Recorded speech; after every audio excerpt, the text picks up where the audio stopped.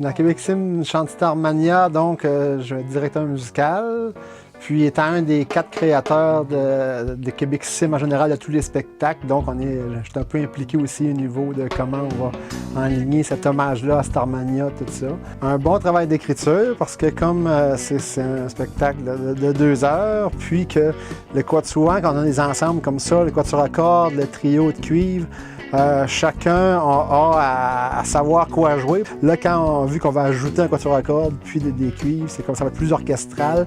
Moi aussi, pour ma part, aux percussions, c'est comme on va avoir des timbales, puis aussi ça va donner un côté un peu orchestral à tout ça. Quand c'est le temps que ça rock, ça va rocker, puis même les cordes puis les cuivres vont rocker. La musique de Starmania, en fait, c'est que à la base, Michel Berger s'était donné vraiment le défi de créer un opéra rock, puis d'être un peu le premier vrai opéra rock francophone de l'histoire de la musique, pratiquement. T'sais.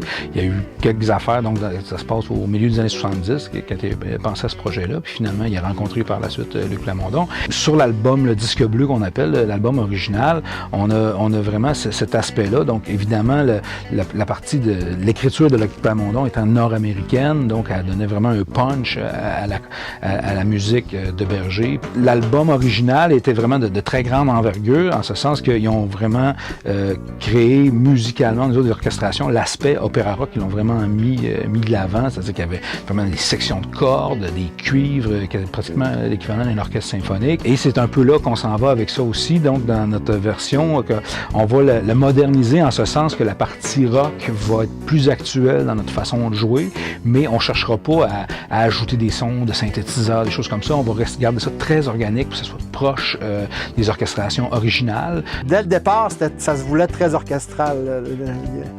Michel Berger voulait ça comme ça, donc c'est le fun, on essaie de revenir aux sources aussi. C'est tellement de la belle musique, puis ça vaut de la peine de la mettre en valeur, puis ça peut comme l'interprétation, un peu comme en classique. Quand on joue des grands classiques, bien, je pense que Starmania est vraiment un des grands classiques.